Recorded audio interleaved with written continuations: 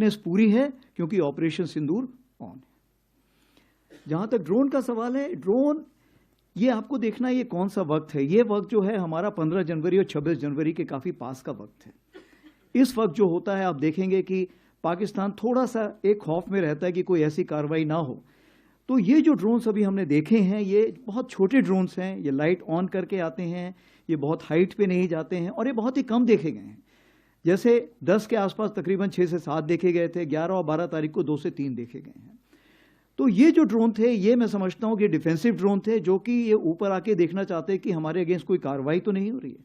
मैं ये मना नहीं कर रहा हूं, हो सकता है कि वो ये भी देखना चाहें कि कोई कहीं गैप तो नहीं है, इंडियन आर्मी में कोई ढिलाई तो नहीं है, कोई गैप हो जहां से वो टेररिस्ट वहां से भेज सके। तो मेरे ख्याल से उनको उसका नेगेटिव जवाब ही मिला होगा, उन्होंने देखा होगा कि आज की तारीख पे कोई ऐसी जगह नहीं है, कोई ऐसे गैप्स नहीं जहां से वो भेज सकें। लेकिन ये जरूर है, आज जो हमारी डीजीएमओ स्टॉक हुई है उस स्टॉक में इसके बारे में जिक्र किया गया है और उनको बताया गया है कि ये हमें मंजूर नहीं है और कृपया करके इस पे लगाम लगाइए, ये उनको ये बता दिया गया है। आपने दूसरा सवाल पूछा है जो एक सब्जेक्ट इन इटसेल्फ है कि narrative management system, narrative management system और कॉग्निटिव ये कितनी जरूरत है और समय की मांग है। सबसे पहले तो मैं ये बताना चाहूंगा ऑपरेशन सिंदूर जो है, ऑपरेशन सिंदूर से हमने बहुत लेसन सीखे, लेकिन हम उसके पहले भी बहुत तैयारी कर चुके थे। उदाहरण के तौर पे हमने ये सीखा कि जो भी आप खबर देते हैं उसकी क्रेडिबिलिटी होनी चाहिए, क्योंकि लंबे समय में आपकी क्रेडिबिलिटी होना बहुत जरूरी है। आप जो भी खबर देते हैं उसमें कंसिस्टेंसी होनी चाहिए।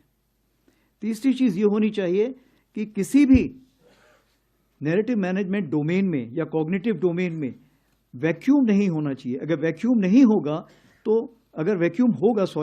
तो नेगेटिव न्यूज बहुत फास्ट मूव करती है।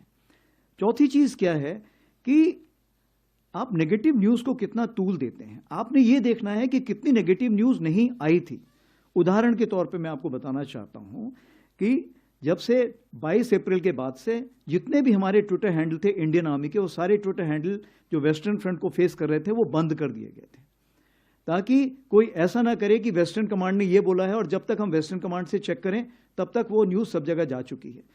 तो जो सिंगल सोर्स ऑफ ट्रुथ था, वो सिंगल सोर्स ऑफ ट्रुथ हमने सिर्फ एडीजी स्ट्रैटकॉम रखा था।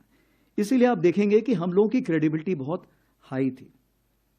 दूसरी चीज ये है, हमने इन्फो ऑप्स ग्रुप्स और इन्फो ऑप्स डेस्क बनाए हुए हैं जो कोर हेडक्वार्टर तक पहुंच चुके हैं, और ये जो है कार्रवाई करते हैं इस प्रकार की कि जहां भी कोई इंफॉर्मेशन है वो सही जगह से सही वक्त पर पहुंचे। सबसे बड़ी बात आती है साइकोलॉजिकल डिफेंस की। साइकोलॉजिकल डिफेंस क्यों?